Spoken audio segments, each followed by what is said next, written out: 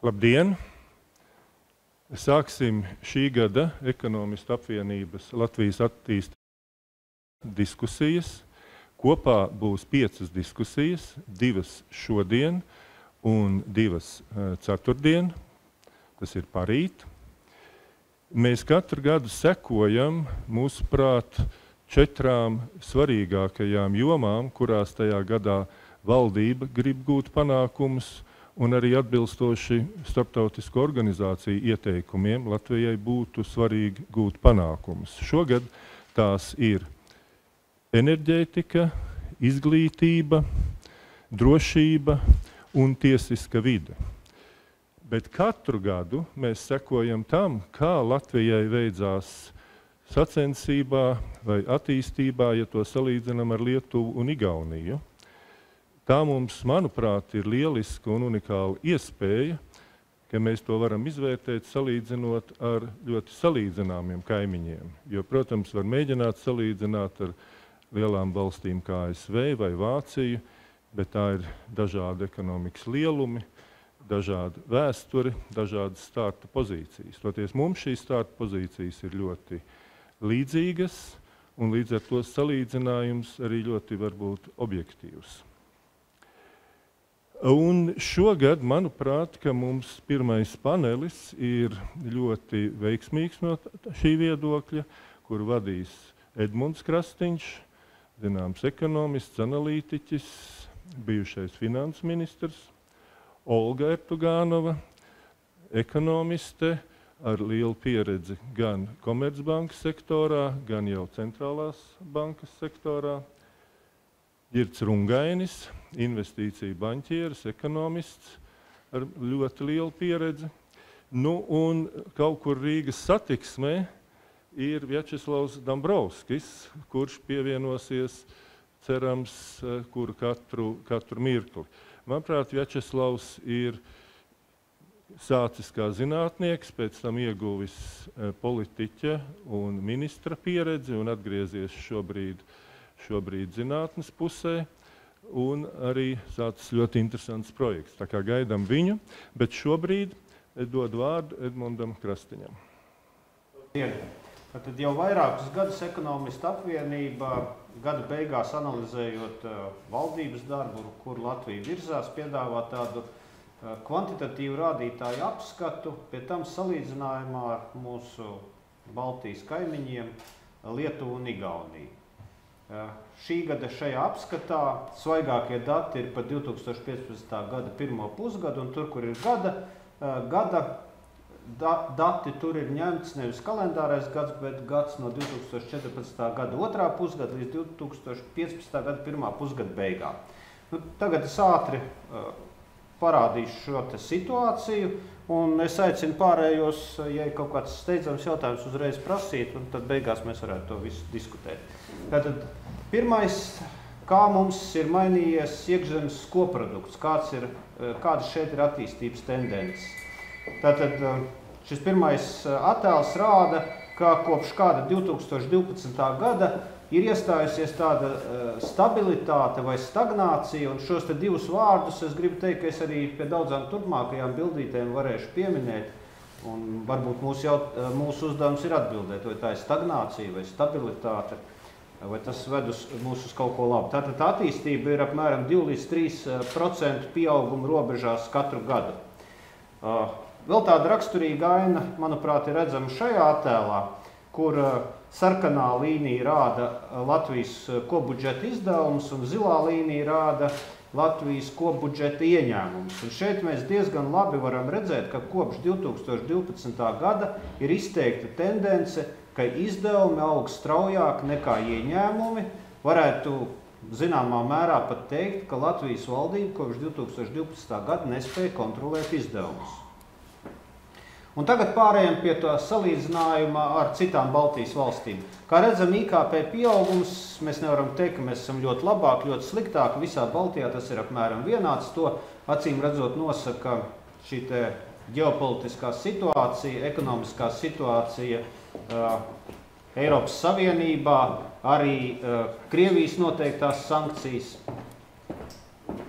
Savukārt, ja mēs pievēršamies šim attēlam, kurš rāda iekšzemes koproduktu uz iedzīvotāju attiecībā pret Eiropas Savienības vidējo, kas ir mērīts salīdzināmās cenās, jeb cenu paritātē, tad mēs redzam mazliet savādāku dinamiku, ka Latvija un Igaunija faktiski stāv šobrīd uz vietas, savukārt Lietuva ir strauji progresējusi un pēc tiem Eurostata datiem pagājušā gadā šajā rādītājā ir izvirzījusies priekšā pat Igaunijai. Kaut kādā ziņā varbūt tas ir paradoks, kuru daudz arī apšauba šo te cenu paritātes salīdzinājumu, bet pašlaik tas ir fakts. Kādas būs tendences, ir grūti pateikt.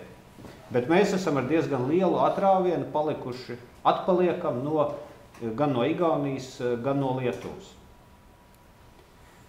Tad vēl tāds viens svarīgs rādītājs mazām atvērtām ekonomikām, kādas ir visas 3 Baltijas valstis, ir preču un pakalpojumu eksporta attiecība pret iekšzemes koproduktu. Lielām valstīm tā parasti ir mazāka, jo ir lieli iekšējie tirgi, un mazām valstīm lielāka. Kā redzam, tad arī šīs pieminētās ģeopolitiskās situācijas dēļ šis īpatsvars gan īpaši Igaunijā un arī pēdējos gados Lietuvā samazinās. Latvijā faktiski ir stabils 60% līmenī, tomēr Latvija apmēram par 20% atpaliek gan no Lietuvas, gan no Igaunijas. Acīm redzot, ir kādas struktūrālas īpatnības mūsu ekonomikā, kas neļauj attīstīt eksportu, gan preču, gan pakalpojumu, tādā mērā, kā tas ir Igaunijā un Lietuvā. Un varbūt arī tas ir viens no iemesliem Latvijas atpalicībai. Te ir vēl viena bildīte, ko man likās svarīgi pielikt pie šī preču pakalpojumu eksporta. Tas ir pakalpojumu eksports, tikai pakalpojumu eksports, kas, protams, sastāv mazāko daļu no eksporta. Tomēr tur ir Latvijai ļoti nelabvēlīga tendence iezīmējusies pagājušā gadā. Tā ir pirmā reize kopš 2009. gada, kad Latvijas pakalpojumu eksports ir krities tajā pašā laikā, kad Igaunijā un Lietuvā strauji aug. Un tas ir tikai transporta pakalpojumu eksporta samazināšanās rezultātā. Un šīs te nelabvēlīgās eksporta tendences, manuprāt, arī rada situāciju, kad Latvijas tekošais konts, respektīvi, cik mēs naudu ieņemam, cik mēs izdodam, mums jau kopš 2011. gada pastāvīgi ir negatīvs. Protams, ne tik negatīvs, kāds tas bija tās augtajos treknajos gados, bet atšķirībā no Lietuvas un Igaunijas mēs visu laiku esam tajā negatīvajā teritorijā, kas rāda, ka mēs tērējam vairāk nekā nopelnam. Ārvalsts tiešo investīciju aina visās 3 Baltijas valstīs ir diezgan drūma šobrīd, varbūt pat Latvija tajā, ne kalendārajā gadā, bet pēdējā gada laikā ir pat mazliet it kā izrāvusies priekšpusē, bet tas viss ir samērā zemā līmenī. Kas liecina, ka Baltijas valsts šobrīd acīm redzot nav pievilcīgs ārvalstu investoriem. Kā atceramies, tad kredītu buma laikā gan Latvijas, gan Igaunijā izsniegtie kredīti rezidentiem sasniedz ļoti augstu līmeni, 100% pret IKP. Pēc tam, protams, notika šī te kredītu apjoma samazinājums, attiecības samazinājums, un atšķirībā no Igaunijas un Lietuvas, kur kredītu apjoms, jeb kredītu proporcijas samazinājums faktiski ir apstājies, Latvijā tas joprojām turpinās, un jau tuvākajā laikā, ja šī tendence saglabāsies, mēs sasniegsim Lietuvas līmeni, kurš ir vienmēr bijis daudzkārt zemāks nekā Lietuvā, nekā Igaunijā un Latvijā. Vispārējo valdības ienākumu situācija. Lai kā kopš 2009. gada nav mainīta nodokļu pamatā palielināšanas virzienā, vispārējie valdības ienākumi, ja arī mēs paņem tikai nodokļu ienākums no šejienes izdalīt ārā, jo šeit bez nodokļu ienākumiem vēl nāk tātad dividendes, ieņēmumi no uzņēmumiem, valdības īpašumā esošiem uzņēmumiem, kā arī Eiropas Savienības fondi, ir saglabājusies Latvijā faktiski šajā 36% līmenī, neskatoties, kā tur paaugstināt, samazināt nodokļi. Kaut kādā ziņā man gribas teikt, ka Latvijas sabiedrība ir gatava maksāt šo te daļu no saviem ieņēmumiem, lai ko valdība nedarītu, vai viņi tos nodokļus palielina vai samazina. Tas ir tas, ko sabiedrība Latvijā saka, mēs to maksājam.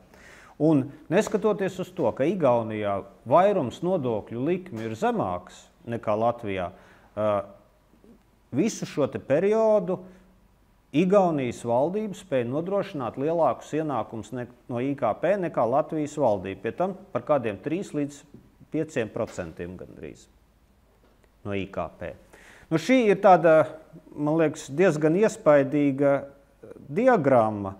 Viņa gan mazliet ir strīdīga, jo parāda nevis kalendāro gadu, par kurām valdības atskaitās Eiropas Savienībai, Eirozonas šīs te monetārās uzraudzības ietvaros, bet tas ir gads, kas sāks pagājušā gada jūlijā un beidzas šī gada jūnijā.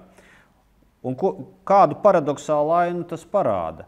Ka Latvijā budžeta ieņēmumi ir tikai mazliet lielāki nekā Lietuvā, toties izdevumi ir tādi kā Igaunijā, kur budžeta ieņēmumi ir daudzkārt lielāki. Ne daudzkārt, bet ievērojami lielāki. Kas atkal it kā apstiprina to tēzi, ka valdība kopš 2011. gada nespēja nokontrolēt izdevumu līmeni Latvijā. Valdības parādu ziņā situācija Igaunijā ļoti stabila, jo viņiem parādi tikpat kā nav. Arī Latvijā un Lietuvā ir ar nelielu samazinājumu. Arī pa inflācijas rādītājiem šajā pēdējā laika posmā daudz ko nav teikt, jo tā vispārējā cenu konjunktūra noteica, un ekonomikas stāvoklis noteica, ka inflācija ir ļoti zema, strauji kritās enerģijas cenas, arī pārtikas cenas.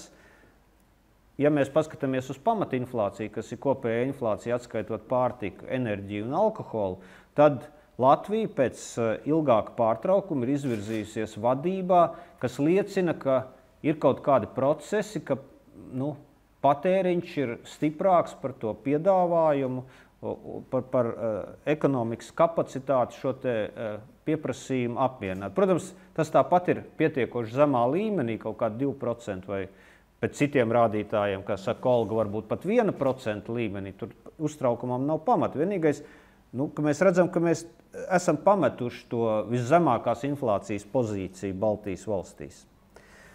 Bezdarbs kopš 2010. gada diezgan strauji krītās visās Baltijas valstīs apmēram ar vienādu tendenci. Igaunijā tas ir zemāks nekā Latvijā un Lietuvā, un starptautiskās finanšu institūcijas apgalvo, ka faktiski Igaunijā jau ir sasniegts dabīgā bezdarba līmenis, respektīvi, ka bezdarbam vairs nav kur lāgā kristies bez tāda inflacionāra spiediena uz cenām un darba algu pieaugumu. Kaut gan arī to pašu valūtas fonds saka par Latviju, ka Latvijai dabīgais bezdarbs arī nav neko daudz zemāks par šiem 10%, kas pašlaik ir sasniegti. Taču daudz negatīvāku ainu, manuprāt, uzrāda nākošā diagramma, kur ir parādītas nodarbinātības izmaiņas. Ja mēs tās salīdzinām ar 2008. gada līmeni, tātad pēdējo pirmskrīzes gadu, to pieņemot pa 100%, tad Latvija ir daudz sliktākā pozīcijā šai ziņā par pārējām Baltijas valstīm. Nodarbinātības līmenis tikko pārsniedz 80% pret to, kas bija 2008. gadā. Tātad tā kā šie cilvēki neparādās bezdarba daļā, kur bezdarbs ir strauji krities, tātad acīm redzot, šī starpība parāda, cik daudz iepriekš nodarbināto cilvēku ir aizbraukuši no Latvijas. Labi, viena daļa varbūt no viņiem bija pensionāri, kas strādāja, kas tagad vairs nestrādā, bet acīm redzot tā lielākā daļa ir šie cilvēki, kas ir aizbraukuši. Un situācija neuzlabojas. Viņa uzlabojās līdz 2013. gadam, tagad ir atkal tendence pasliktināties. Tad divi tādi biznesa vides, jeb konkurētspējas rādītāji. Viens ir, ko Pasaules banka katru gadu publicē, un tātad pēdējais tikko publicēts oktobra beigās. Un ja mēs šeit paskatāmies uz šo rādītāju, kas ir tā kā attālums līdz labākajiem, Tad Latvija 11., 12., 13. gadā bija Baltijas līderis, bet tagad pat jau 2 gadus ir pēdējā Baltijā. Tātad vai nu mēs neturpinām šo darbu administratīvās vides uzlabošanai, vai ir atkal ieviest kaut kādi jauni ierobežojumi, kas faktiski atsviež mūs pat atpakaļ kaut kādā 2013. gada līmenī. Un otrs, kas tikko ir publicēts, globālās konkurētspējas indeks, ko Pasaules ekonomikas fórums publicē, kas rāda, ka pēc tā lielā kritiena pēc 2009. gada krīzes līdz 2010. gadam Latvija strauji paaugstināja savu vietu šajā globālajā konkurētspējas indeksā. Un lūk, šogad ir atkal gads, kad šī vieta ir pasliktinājusies, arī Igaunijai nedaudz, bet Lietuva šeit strauji pēdējos 2 gados parāda, ka tā ir konkurētspējīgāka nekā Latvija. Iedzīvotāju skaita izmaiņas un demogrāfija. Lejupslīde turpinās, protams, jo dabīgais pieaugums ir negatīvs, migrācijas saldo ir negatīvs. Apmēram līdzīgi tā situācija ir Lietuvā, Igaunijā, kā redzat, ievērojami labāka. Tātad šeit ir par 100 pieņemts 2006. gada iedzīvotāju skaits. Tātad Latvijā pašlaik ir apmēram 85% no tā iedzīvotāju skaita, kas bija 2006. gadā. Dabīgais pieaugums kopš 2010. gada situācija Latvijā uzlabojas, taču uzlabojas no ļoti slikta uz sliktu varbūt to indikāciju. Arī situācija relatīvi pasliktinās Igaunijā, kas vairāk kārt ir minēta kā pozitīvs piemērs. 2010. gadā viņiem pat dabīgais pieaugums bija 0, respektīvi nebija samazinājums.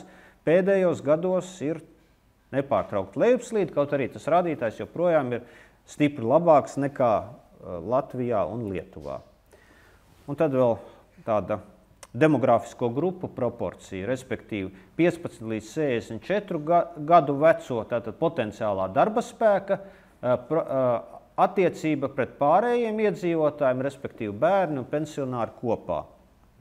Kā redzams, visās Baltijas valstīs šī situācija pasliktinās, gandrīz nepārtraukti, respektīvi aizvien mazākam iedzīvotāju skaitam jānodrošina bērnu un pensionāru uzturēšana.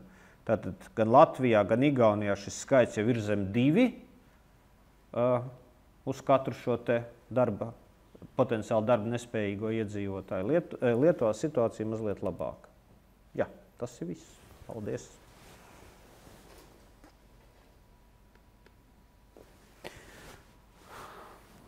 Kurš sāks savus domas izteikt? Man kā moderātoram jāpēc sākam no viena kaut kā gala. Jā, viņš mums tāds asāks vienmēr. Būs vairāk ko debatēt. Jā, domāju, ka visiem apmēram ir skaidrs, un šis ir tās faktu apkopojums tam, kas ir daudz skanējis un jūtams. Es domāju, šī ir laba vieta, kur diskutēt par to, vai Latvijā ir ekonomiskā politika. Es gribētu apgalvot, ka Latvijas valdībai nav ekonomiskās politikas. Un tas varbūt nav tikai pēdējos pāris gados, bet, ja mēs tā paskatāmies visiem 25 gadiem, lielā mērā mums ir ekonomikas politika caur iekļaušanos. Mēs iekļaujamies Eiropas Savienībā un ceram, ka paliksim tik bagāti, ka Eiropas Savienībā iedzīvotāji vidēji ir. It sevišķi, ja viņi mums kaut ko dod. Mēs iekļausimies NATO un tapsim tik droši, kā NATO valsts un kaut kādā veidā šeit tā drošība iestāsies. Un tad mēs, tagad, lai būtu pavisam bagāti, mēs iestāsimies OECD, un tad mēs iestāsimies vēl kaut kur. Bet tas ir tāds, tas saucās cargo cult, cargo kult. Respektīvi, kā zināms, tātad ceļās šis nosaukums no kādām, piemēram, Klusā okeāna salām, kur ASV ieviesa kara bāzes Otrā pasaules kara laikā. Un tātad, salas, kuras relatīvi neviens nebija apmeklējis kopš viņa atklāšanas, teiksim, salīdzinoši. Un tad kara situācijā vajadzēja vietas, kur izveidot lidostas, lai varētu nosēsties bombardētāji, kas atgriezās no Japānas, teiksim, karaspēku bombardēšanas. Un, ieradās amerikāņu karaspēks, izdalīja šokolādu un viskiju un daudz ko citu, uzbūvēja skrejceļu. Karš notika, beidzās, budžets tika samazināts, pārvērsts uz cīņu ar Padomju Savienību. Un, viņi aizbrauc prom, izdalot pēdējo šokolādu un viskiju. Un pēc tam salas iedzīvotāji, pēc kāda brīža, kad tas viss bija beidzies, sāka veidot konstrukcijas no zariem, lidmašīnas, radarus, skrejceļu ar ugunsskuriem, teiksim, un mēģinot tādējādi izsaukt atpakaļ labos laikus. Es domāju, ka mūsu ekonomikas politika lielā mērā ir balstīta nevis uz procesu izpratni un viņu virzīšanu, bet uz imitāciju darbības, lai attiecīgi cerot panākt rezultātu. Ja valsts pārāk netraucē iedzīvotājiem, tad dažos gadījumos iedzīvotāji lēnām virzās kaut kur, bet skaidrs, ka tā virzība nav mērķtiecīga, viņi katrā ziņā atpaliek no mūsu kaimiņu valstīm. Vēl kaut ko? Nē, es varbūt tā nenoformulēju arī to jautājumu, kas man pašam ir un es ko īsti nevaru atbildēt. Tur daudz rādītāji ir diezgan stabili un tas, kā es teicu, vai tā ir stabilitāte vai tā ir stagnācija. Un otrs, ir vairāk kārt pēdējos gados pieminēts, jau gadi 5 droši vien vai tuvu pie 10, ka šādām valstīm kā Baltijas valsts draud briesmas nonākt vidēja ienākuma līmeņa slazdā. Un vai šīs diagrammas nerāda tomēr, ka Latvija un arī Igaunija tai slazdā ir nonākusi? Jo vienīgais, kas te parādās kā dinamiska attīstība, daļēji vismaz dinamiska attīstība esoši Lietuva, kura varbūt vēl nav tikusi līdz tai vietai, kur sāks tas vidējā ienākuma līmeņa slazds. Un ja tāds ir, tad ko darīt? Jo, kā Ģirds saka, valdība mums nekādu politiku nav pateikusi, kā izkļūt no vidēja līmeņa ienākuma slazda. Atbilde man jau šķiet ir, un vienmēr visos laikos ir bijusi intensifikācija un modernizācija. Intensifikācija nozīmē teritoriāla un, teiksim, iedzīvotāju blīvumu un attīstības veicināšanu, nevis iedzīvotāju mēģināšanu noturēt, tā skaitā tā starpība bezdarbā, kā zināms, veidojas no struktūrālā bezdarba, kur cilvēki atrodas vietās, kur darba nav un nebūs. Ja? Un, attiecīgi, arī modernizācija, nevis bremzēt šo modernizāciju. Un to apstiprina varbūt tas, ka mums jau tas politiskais spektrs ir. Gandrīz neviena partija nevar apgalvot, ka viņi ir modernizācijas partija. Ir partijas, kuras mēģina noturēt status quo vai atgriezties pagātnē, kurām nav ekonomiskā politika praktiski nekāda. Viņi ir vērsti uz to, ka labi bija 20. un 30. gados, mēģināsim realizēt politiku, kas bija toreiz. Vai labi bija Padomju Savienībā, mēģināsim realizēt politiku, kas bija toreiz, vai kaut kas tādā stilā. Ja? Modernizācijas un domāšana par 21. gadsimta ekonomiku ļoti tuvu nulē, manuprāt. Es palaidu grām varbūt kaut ko. Nē, bet tu vari sakot, tu principā piekrīt, ka tur tāds izslasts kaut kāds. Ir sarežģīti nepiekrist, es domāju. Jo nav redzams, skatāmies no apakšas, no kurienes varētu rasties šī attīstība. Ja mēs redzam mūsu problēmas izglītības sistēmā, ja mēs redzam, tā teikt, mūsu spēju izmantot kaut kādu kapitālu, tātad, vienreiz banku kapitālu mēs mazliet palietojām, galvenokārt, lai nopirktu importu preces un viens no otra nekustamo īpašumu. Tagad mēs to būsim daļēji nomaksājuši, paldies tam, ka katastrofa ir bijusi pasaulē un likums ir zems. Ja? Tas nav, kā saka, mums ir palīdzējis. Bet tagad tos dažus miljardus, varbūt, ko mēs atkal varam no bankām aizņemties, mēs varētu aizņemties un izmantot labāk. Bet, salīdzinot šīs Eiropas dažādu veidu struktūrālajie fondi, es domāju, nākamajā termiņā jau viņi būs ievērojami mazāk, ja viņi būs vispār. Līdz ar to tas investīcija loks atgriežas atpakaļ pie mums pašiem. Respektīvi, cik mēs varam nopelnīt, sataupīt un saprātīgi investēt, tik tā nauda arī būs. Iedzīvotāju skaits sarūk, viņu kvalitāte nepieaug, jo, ja mēs turpinām atražot izglītības sistēmā, apmācot sliktiem skolotājiem vietās, kur nav iespējams, sagatavot bērnus dzīvē, mēs principā viņus nolēmjam tālākai zemai darba spēka kvalitātei. No kurienes tā izaugsme nāks, es gribu redzēt. Pasakiet man, kur tā modernizācija var ierasties šajā valstī. Pa kur tā, iestāsimies vēl kādā organizācijā, kādā augstu attīstītu valstu savienībā, kas pēkšņi mums to modernizāciju ieviesīs. Tieši pēc OECD iestāšanās varbūt tas pēkšņi tāds kaut kāds pārslēgsies. OECD jau manā skatījumā ir tikai tāds zinātnisks pētnieciskais institūts. Tas ir bagātu valstu think tank, tā teikt. Jā. Nekas vairāk. Tur mēs varēsim, tie, kas tādi analītiķi kā es, varēs labāk salīdzināt datus, jo tad tur būs tajos rādītājos arī Latvija. Brauks tik uz Samars un dzīvot Parīzē. Jā. Ļoti smuka vieta. Bet, ja drīkst pievienoties, es ļoti lielā mērā piekrītu Dirktam. Es pat teiktu, ka tā esošajā latviešu valoda nav tāda vārdā, tā teikt, domāšanas paradigma. Es domāju, ka atbilžu nav uz to, ko darīt tālāk. Jo, kā Dirks jau teicis, mēs faktiski visur izņemot OECD esam iestojušies. Varbūt tiešām var cerēt, ka ar OECD iestāšanās tiešām tas būs kaut kāds maģiskais brīdis, ja, kad pēkšņi izaugsmes tempi palielināsies par cik x procentiem, bet es kaut kā par to šaubos. Ja. Līdz ar to tā politika, kā vienkārši iestāšanās, bet, protams, ka tā nav vienkārši iestāšanās. Tā, protams, ir kaut kāda kopēšana un kaut kādu spēles noteikumu un institūtu pārņemšana. Ja. Ka tādos rezultātus mēs redzam, ka tā sevi negluži ir attaisnojusi. Un es arī pateikšu, ko es domāju par rezultātiem. Ja. Mēs, protams, ka varam runāt par to, ka, teiksim, meklēt visādos iemeslus, kāpēc tā ūdens glāze ir puspilna vai tuvāk nekā pilna. Ja. Tās bezdarba līmenis 10%, nekas, tas taču ir tuvu vidiem Eiropas Savienība. Izaugsmes tempi tikai cik, tad tagad tās prognozes visu laiku mainās. 2, 3, ne 3, 2, tas komats visu laiku iet turp šurp. Bet lūk, ja Eirozonā tā izaugsme ir cik 1,6, 7, 8, ja, tad tā starpība ir tikai apmēram 1%. Ja. Bet tā matemātika ir tāda, lai mums 10 gadu laikā sasniegt 90% no Eiropas vidē. Tad mums vajag, lai tā atšķirība starp Eiropas vidu izaugsmu un mūsu būtu 3,5%. Ar to ar šādiem tempiem mēs vēl to konverģenci vēl neieraudzīsim diezgan ilgu laiku. Un tādēļ cilvēki tā skaitā brauc prom un turpinās braukt prom. Ja. Tāpēc, vēlreiz, atgriežoties pie tā, teiksim, ko mēs vēl neesam izdarījuši, visur esam iestojušies. Ja mēs paskatīsimies uz tā teikt makroekonomisku bildi, tā arī ir diezgan laba. Inflācija zema, pat inflācijas pat vairs nav. Faktiski ir jau deflācija jau kādu laiku. Ar valsts finansēm, tomēr viss ir diezgan kārtība. Ja?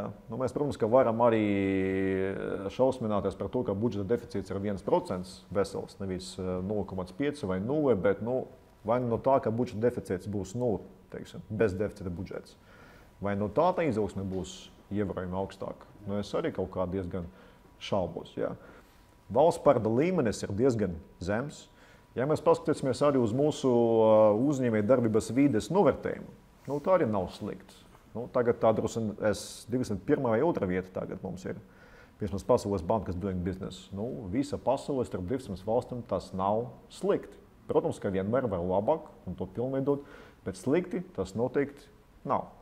Tad, ja mēs runājam par to, kas, manuprāt, jebkurai tirgus ekonomika, tad ir 3 galvenie pamati. Tā ir sistēma, kura ir balstīta uz konkurenci, ir kādā sapratīga līmenī investoru tiesību vai privātu tiesību aizsargāšana. Mums arī ir. Atbildīga valsts politika, valsts finanses arī ir palielināta. Tad mēs faktiski atspērāmies par to, ka darīt tālāk, mēs sākam runāt, vajag struktūrālas reformas. Mēs jau zinām, ka ekonomiski to sāka, viņi domā izdariet kaut ko, mēs īsti nezinām ko. Vai ka jāpalielina produktivitāte. Tas nozīmē tāda ekonomista slenga, lūdzu strādājiet labāk, produktīvāk. Tad paldies par padomu, ja tā teikt. Mēs varam runāt par izglītības sistēmu, ja, vai mēs gribam pateikt, ka mums nepatīk tie cilvēki, kas te dzīvo, vai kaut kādus citus, kas varētu saražot vairāk. Arī varbūt tas prasās diezgan ilgu laiku, tas nedod atbildi par to, ko mums darīt nākamo 1, 2, 3, 4 gadu laiku. Ja. Bet es gribētu pievērst uzmanību tam pretnostīt to pašu Igauniju, ja, kura tā no vienas puses tāds liberalizma citadela vai kā ļoti liberāla valsts. Bet, ja mēs runājam par to, par Igaunijas pieeju ekonomiskai politikai, jeb kā Dirks pateica, kur ir tā ekonomiska domāšana, ja, tad viņiem tā ir bijusi patiesība visu laiku. Un Igauni mana redzējumā lika faktiski visus savus, teiksim, lika gandrīz visu uz vienu konkrētu nozari. Tas ir uz informācijas tehnoloģiju. Un jau diezgan ilgu laiku.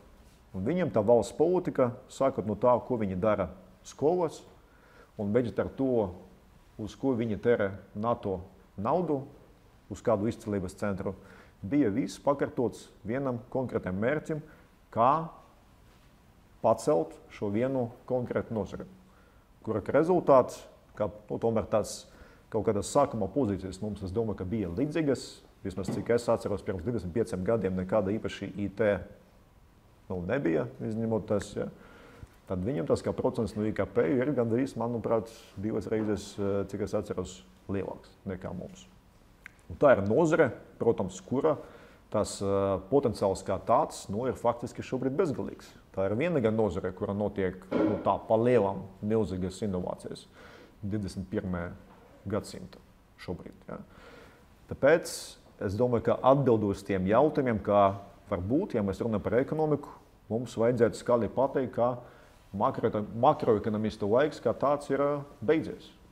Viņam vajag pateikt paldies par visiem tiem sasniegumiem, kuri ir sasniegumi, un pāriet pie tās ekonomikas daļas, kuras skatās jau daudz dziļāk uz to, kas notiek konkrētais ekonomikas nozares, un uz to, ka varbūt mazajām valstīm, tādām kā Latvija un Igaunija, kuras, ja mēs sevi salīdzināsim ar pasaules lielākiem uzņēmumiem, mēs esam knapi top 500, ka varbūt vajag daudz konkrētāk domāt par to, tad kuras tas nozares mums ir, sākt mēģināt novērtēt šo nozaru attīstības potenciālu un veidot valsts ekonomisku domāšanu, kura jau būtu balstīta ne tik daudz mūsu vietā Pasaules bankas Doing Business reitinga, cik to, ko mēs darīsim vai nedarīsim konkrētais nozares.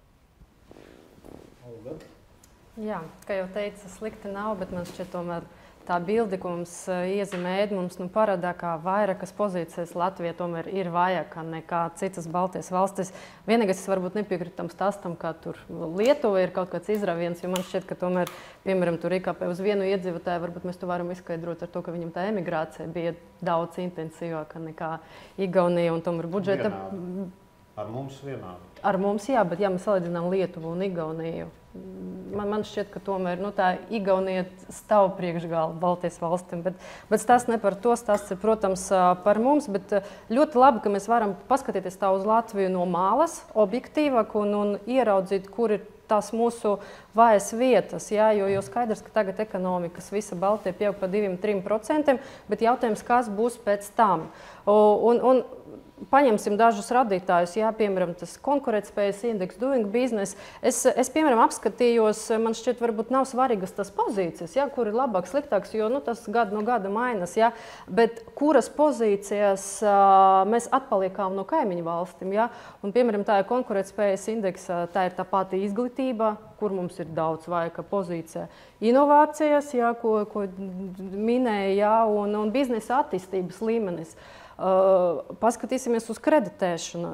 Skaidrs, kā varbūt tie riski, ja Baltijas valstis no vienas puses ir vienādi, ja mēs runājam, kā ekonomiska situācija ir neprognozējama, un Eirozona bija krīze, un tagad ir tie emerging market riski, bet skaidrs, ka visi tie riski, tā ģeopolitiska spriedze plus mīnus Baltijas valstis, tie riski ir vienādi. Ja? Tas nozīmē, ka mums ir kaut kādi savi faktori, ja? un diemžēl tie faktori ļoti bieži ir saistīti ar valdības uzvedību, ja? Kā ir tā neprognozējamība, ja?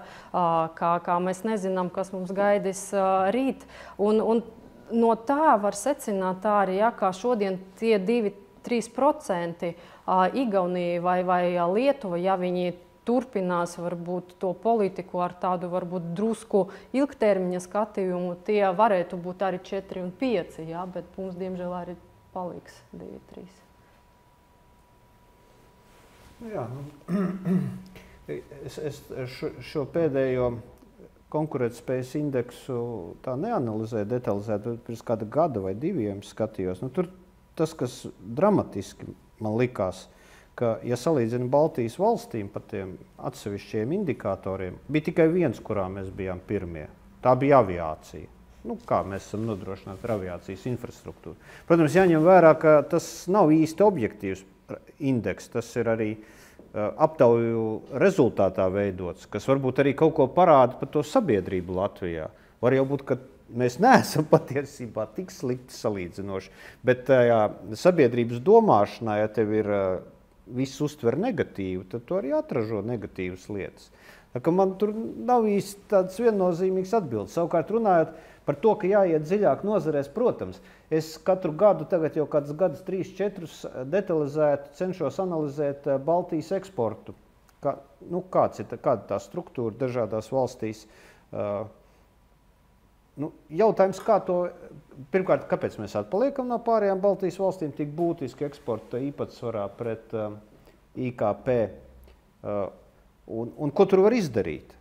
Man tā grūti pateikt. Atcerieties to stāstu, es vairāk reiz arī šo jau stāstīju, jo varbūt jau apnicis.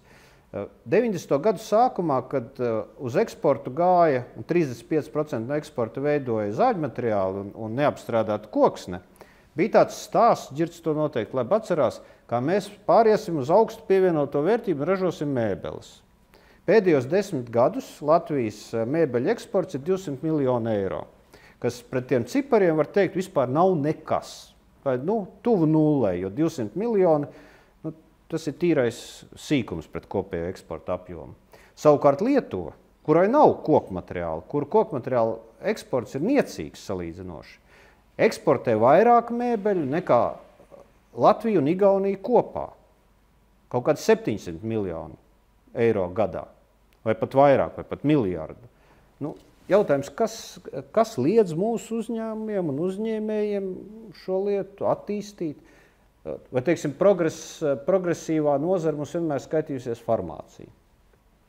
Farmācijā, es teiktu, arī šobrīd Latvijā, vismaz no eksporta viedokļa skatoties, valda stagnācija. Tur nekāda progresa, nekāda attīstība neredz. Man šķiet, ka kādam, ja valdība grib tiešām kaut ko darīt, vajadzētu iet pie tiem uzņēmumiem esošiem prasīt, kāpēc viņi neattīstās, kāpēc viņi nedara. Vai tur ir, teiksim, tāds stāsts, kā viena anekdotisks gadījums, ko man stāstīja par Sibīrijas naftas ieguvēm, kad liela naftas iegūs firma iet un cenšas nopirkt naftas atradnes, un ir tāds kāds cilvēks, teiksim, kuram ir kaut kādas 2 vai 3 tie urbumi, no kuriem viņš nopelna gadā, kaut kāds, teiksim, 2 vai 3 miljonus, un viņam atnāk un piedāvā nopirkt tos urbumus, un piedāvā tur, teiksim, kaut kāds 30 miljonus, viņš atsakās. Es taču nezinu, ko darīt ar 30 miljoniem. Vēl nejauši iztērēšu un tad palikšu bez līdzekļiem. Man liekas, ka arī vai nav mūsu uzņēmumos un uzņēmējos bieži vien līdzīga situācija, jo, lai tu pārkāptu vienu plauktu augstāk, tev ir ļoti nopietni jāsaspringst. Jā, mēs varam, mazliet arī to, ko tu pieminēji, ka vienīgā vieta, kur Latvijā tā teikt ir šī attiecībā uz aviāciju. Šobrīd mēs diezgan spilgti varam novērot, ka Latvijas valdība iesaistījusies procesā, lai nodrošinātu, ka tā teikt, šī priekšrocība arī kaut kādā veidā zūd. Jo Igauni var teikt smart nation un tā tālāk. Mēs esam well connected nation. Es pats biju pirms pāris nedēļām Tallinā, kur un dzirdēju visu tās Igauņu žēlabas un, teiksim, līdz pat Igaunijas premjerministram, kurš sūdzās Straujums kundzei par to, ka viņam kaut kur jālido caur Rīgu. Ja. Es domāju, ka tas ir visas iespējas šobrīd arī šo priekšrocību samazināt un apdraudēt, teiksim, nacionālās aviokompānijas pastāvēšanu. Un tieši laikā, kad viss, kur notiek attīstība, ir vietas, kas ir tā saucamās aerotropols, respektīvi vietas, pie kurām ir darbīgas un augošas starptautiskas lidostas, jo augsts pievienotas vērtības preces un pakalpojumu un cilvēki pārvietojas ar lidmašīnām. iPhones neviens ar vilcieniem un konteineriem pa jūru neved, tāpēc, ka viņi zaudē vērtību, kamēr viņi atbrauc. Teiksim, viņi morāli noveco pret to viņu liederīgo dzīves laiku un tā tālāk. Bet tā izpratne nākās ļoti grūti. Un vēl viena lieta, es domāju, tas, ka šobrīd mums ir ienākusi dzīvē pēdējā lielā paudze, kas bija tā kā, kas dzima padomju laika beigās. Ilmārs Mešs man neļaus samelot. Respektīvi, augstākais dzimtības punkts kādā 87. 88. gadā, piedzima apmēram 45, 2, kāds tur saka, mazliet varbūt pat vairāk kādā gadā. Ja? Tāpēc mēs redzam nelielu palielinājumu dzimstībai redzējām, jo šobrīd ir nobīdījies pirmā bērna laiks sievietēm. Attiecīgi, ja piedzima 42,000 vai tam līdzīgi, tad pusi no viņiem bija sievietes. Šīs sievietes izvēlējās apmēram 27 gados, 28 gados laist pasaulē savu pirmo bērnu. Ko mēs, kā zinām, Latvijā gan visas sievietes, ja ir iespēja, izdara. Un tāpēc ir šis nelielais uzlabojums. Šī paudze ir nākusi dzīvē, šī paudze varbūt arī, teiksim, viņi pabeigusi skolas, viņi sāk strādāt. Daļa no viņiem jau ir prom, bet skaidrs, ka pēc šīs paudzes mēs ejam lejā uz 20 un 19 un 18 tūkstošu dzimstību gadā. Ja mēs šiem cilvēkiem turpināsim uzrādīt šo šļuru valstiskā līmenī, teiksim, ka valstī nav iespējams strādāt un izveidot šīs darba vietas un nopelnīt labu naudu, tad viņi vienkārši pagriezīs muguru. Un viņi ir tie, kas dod vienīgo cerību mums saņemt jau kādas pensijas, tā saucamās pensijas pazīmes. Ja? Tā kā vajag saprast, ka visiem klātesošiem, kurus es redzu pārsvarā, kā saka, galvas, kas ir vai drīz būs sirmas, teiksim, ja? Teiksim, vajadzētu par to padomāt. Kā teikt, vai tomēr neierosināt kādam šī valstī un vēlams valdībai domāt par ekonomikas politiku? Izskanējuši ļoti labi jautājumi par divām konkrētām nozarēm. Par kokrūpniecību, vispār par kokrūpniecības daļu, par mēbelēm un par farmāciju. Mums tā arī tā gadījies, ka mēs pēdējo dažu mēnešu laikā bijām strādājuši tā skaitā ar tām divām nozarēm. Ja. Un tie ir diezgan divi labi piemēri. Arī izskanēs jautājums, kāpēc jau valdība vai valsts neiet pie tiem konkrētiem ražotājiem un neuzdot jautājumus, kas jādara jūsu nozarēs. Ja. Tad šeit par kokrūpniecību patiesībā es neuztraucos. Es domāju, ka viņiem viss ir bijis kārtība pēdējo jau vairāku gadu laiku, un viņiem viss būs kārtība. Ja. Tas, kas viņiem tur nav izdevies kaut kāds ar mēbelēm, es domāju, ka tas nav tik liela traģēdija, laikam, nav izveidojies tur vai no klastera, vai no kasturē. Bet viņiem ir jomas, tam pašam Latvijas finieriem, kuram produktivitāte, pievienot vērtību uz vienu darbinieku, man šķiet, ka pārsniedz vidējo kādas 3 reizes. Ja? Viņam, protams, ka ies šajā virzienā, un Latvijas finieris ir varbūt viens no retajiem uzņēmumiem, kurš plāno milzīgas Latvijas mēroga investīcijas nākotnē. Ja. Un, es domāju, ka mēs visi klātesošie zinām, ka gan Latvijas finieriem, gan kokrūpniekiem kā tādiem ir pie kā iet.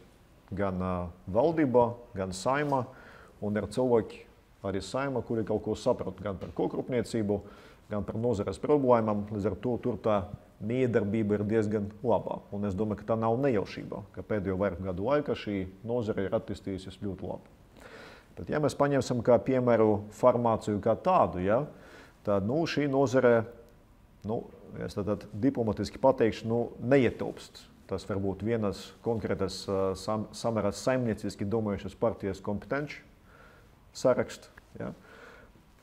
Un tā saskaras apmēram ar tādām problēmām, kā, ja mēs runājam par citām partijām, kuras kāpēc neiet, tā atbilde ir tāda, tāpēc, ka uzstādījums kopējais ir tāds, kā runāt ar nozarēm, ar konkrētiem uzņēmumiem. Ir labākajā gadījumā tas ir lobisms. Pēc tam jāskaidrojas abam partijas biedriem, ar ko tu biedzeries kafiju, kāpēc tu runā tieši par šīs nozares problēmām, kāpēc tu vispār zini tik daudz par šo nozari. Arī diezgan aizdevīgi. Ja? Un, tad, sliktākajā gadījumā tas viss, protams, ir korupcija. Ja? Un tā cīņa ar korupciju mums, kā zināms, pēdējo jau dažu gadu laiku ir bijis tāds viens no arī tika uzskatīts lielam panacējiem ekonomikas izaugsmē. Ja? Tāpēc tas, kas sanāk, ja mēs runājam konkrēti par farmācijas nozari, ja? Es vienkārši došu varbūt tikai vienu piemēru. Ja? Ja mēs runājam par vispār kompetenci piedāvājumu šai nozarei, kur pusē apmēram no tiem cilvēkiem, kas strādā šajā nozarei, ir ar profesionālu izglītību. Ja? Apmēram. Un novecojums, teiksim, cilvēku novecošana ir diezgan liela. Jautājums ir, kur tas būs tie jaunie cilvēki, kas tu darīs. Ja? Kā zināms, mums valstī pēdējo dažu gadu laiku tā politika bija uz profesionālas izglītības konsolidāciju. Tika ieguldīta milzīga nauda, vairāk nekā 120 miljonu eiro, lai izveidotu apmēram 12 profesionālas izglītības kompetenci centrus, tā saucamas pikcus. Ja? Tā sanāca, ka tā pati farmācija nav neviena pikts pārstāvēt.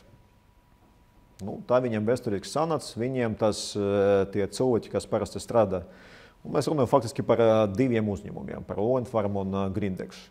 Ir tie, kas mācās ONS koledžā. Šī ir koledža. Šī nav profskola. Ja?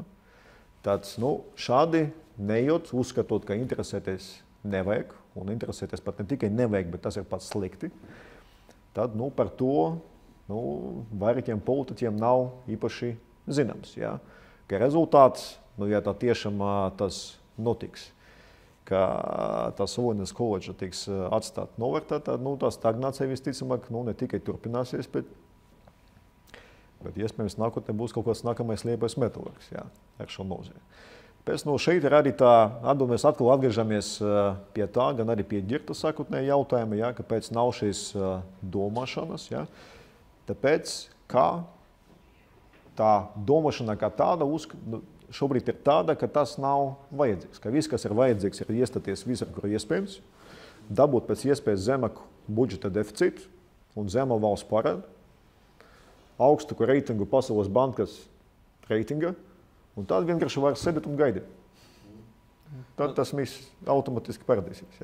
Tieši tā, jo te jau mēs varam bišķiņ paskatīties atpakaļ, kas jums, kā saka Edmundam un Ojānam, tāpat tās lieliski zināms, ka mēs vienkārši atgriezāmies civilizētajā pasaulē, tad, kad bija, kā saka, uzvarējusi bija šī liberālā paradigma, Vašingtonas konsensus, un kā mēs pēc laba brīža sapratām, kā mums bija tāpat kā ar baltiem cilvēkiem Āfrikā, ka viņi ieradās Āfrikā, visus nokristīja un teica, aizveriet acis un lūdziet. Un tad pēc tam Desmond Tutu teica, mēs atvērām acis un konstatējām, ka visa zeme pieder baltiem cilvēkiem. Ja? Tāpat, zinām, mērā arī šeit Latvijā, tas process bija, ka mēs specializējamies nabadzībā 90. gados. Tad, skaidrs, ka rūpniecība, kas mums bija, nebija konkurētspējīga, bet tās drupas no paša sākuma vajadzēja saprast nevis kā kaut ko, kas ir jāizmirst, bet kā bāzi tomēr, kā izejas materiāli, lai būvētu nākamo industriju. Kā pilnīgi pareizi teica, 21. gadsimta augstas pievienotas vērtības un pieaugošas pievienotas vērtības, pieaugošas atdevas industrijas, respektīvi lauksaimniecība, mežstrāde dažādi veidi. Tā tālāk mēs zinām, ir dilstošas atdevas industrijas. Ar tām mēs bagāti nekad šeit tapt nevaram, vismaz tādā cilvēku skaitā. Mums ir vajadzīgas citas industrijas, un skaidrs, ja mēs attīstām 19. un 20. gadsimta industrijas, ar tām mēs arī nekļūsim bagāti, tāpēc, ka vilciens ir aizgājis. Ir iespējams pārlekt tikai, kā saka, to vārdas lēcienu izpildīt ar 21. gadsimta industrijām, kur IT, kā to dara Igauņi, vai laba savienojamība, teiksim, aviācijā un tā tālāk, tie ir risinājumi, bet tālāk, ko ar to darīt un kādā veidā panākt. Un tomēr, atgriežoties pie tās kokapstrādes tēmas, skaidrs, Latvijas Finieris ir reāls industriāls čempions un uzņēmums, kas šobrīd attīstās un pērk uzņēmumus Igaunijā, Somijā un pirks arī citās valstīs, un tas ir reāli savā žanrā viens no pasaules, teiksim, piecnieku spēlētājiem. Ja? Bet tātad, kur ir Latvijas mākslinieki un visi cita veida amatnieki, kas brīnišķīgi apkalpo, protams, vietējos dažādus tirdziņus, bet ir jātaisa tomēr šīs mēbeles, ja jau Leiši var uztaisīt mēbeles. Es apšaubu, ka tā teikt, pieņēmums, ka latvieši to nevar, ka te kaut kāda fundamentāla, teiksim, neiespējamība, nav, man liekas, sevišķi ticam hipotēze. Tā kā tas skaidrs, ka tās iespējas ir, vienkārši ir jābeidz nodarboties ar pelnu bēršanas galvu un ar destrukciju valsts līmenī, runājot muļķības visāda veida. Es gribētu, varbūt Girts labāk zina to jomu, viņš varēs man oponēt, bet, manuprāt, ir viens arī labs piemērs, varbūt ne tik daudz pateicoties valdībai, bet nozarei, arī daļai valdībai. Tad, kad mēs skatāmies pakalpojumu eksporta struktūru Baltijā, ir redzams, ka viena nozare Latvijā ir ievērojami pārāk nekā Lietuvā un Igaunijā. Summas nav ļoti lielas, bet tas mūsu pārākums ir acīm redzams. Tie ir finanšu pakalpojumu eksports, kur savulaik bija tā doma par finanšu centru, lai kāda tur politiķi nebija savulaik iesaistīti, nav tik svarīgi. Bet ir redzams, ka tur ir ir kaut kāda ekscelences saliņa vai kas, vai viņi varēs pastāvēt vai nevarēs. Bet viņi tur tādi ir un ir izveidojusies. Varbūt būtu jādomā, kā viņus saglabāt un attīstīt. Jautājums, vai tas tiek darīts vai netiek darīts, to es nezinu. Jā, kā mēs zinām, šī situācija lielā mērā varbūt sākotnēji izveidojās pateicoties Repšas kungam vai katrā ziņā viņa ultraliberālajiem konsultantiem. Pirmkārt, Vīksniņa kungam no Georgetownas universitātes un varbūt ar dažiem citiem, kas atļāva tādu mežonīgo rietumu banku reģistrāciju 90. gada sākumā, ka mums maksimālajā punktā bija 65 licences vai cik, bet pārpalikums no tā ir tas, ka mums ir tomēr vairāk nekā 20 bankas un ļoti daudz salīdzinoši, teiksim, spēcīgi speciālisti. Un finansu industrija, es gribētu apgalvot, gandrīz ir vienīgā augstas pievienotas vērtības mājas industriju, ko mēs šajos 25 gados esam radījuši. Respektīvi, un definīcija ir kāda. Tad vidēji tur cilvēki saņem augstas algas, augstāks par vidējām valstīm, par vidējo valstī krietni, un viņu ir salīdzinoši daudz. Tā ir industrija. Skaidrs, ka tie procesi, kas notika ap 2000. Gada, ka mēs outsourcējām vai, teiksim, pārgājām uz mūsu mājas bankošanas industrijas izmantošanu kā ārpakalpojumu. Principā, respektīvi, outsourcējot to Skandināvu bankām, ja, ir atstājušas tā kā lielākā mērā, kā saka, mājas tirgu operēt šīs tā saucamās nerezidenta bankas, vai kurām liela daļa klientūras. Bet, tas ir, es domāju, tomēr labs paraugs. Skaidrs, ka ir jācīnās par naudas tīrību, un skaidrs, ka visvienkāršāk ir nodrošināt naudas tīrību tad, kad viņas nav, tāpat kā korupcijas apkarošana vislabāk ir veikt morgā, teiksim, tad viņi ir 100% droši. Ja? Bet es gribētu tomēr teikt, ka tā nav 21. gadsimta metode. Būt nabagiem ir vienkārši un varbūt pat skaisti, bet ja mēs negribam vienkārši staigāt te vadmalas svārkos un kaut kā piesakties ar pakulām dažādu veidu, teiksim, es tomēr ierosinātu tās industrijas, kas ir un ko mēs esam attīstījuši, tā skaitā finansu industriju, kā viņi strādā un sniedz pakalpojumu bijušajā šī padomju telpā, neskatoties visiem riskiem, tad tikt ar šiem riskiem galā. Nevis ļaut ierēģiem dažādā veidā vienkārši no viņiem izvairīties. Vienkārši mēģinot šo te industriju, kas saka, bērnu izmest vai izlaist no vannas kopā ar netīro ūdeni.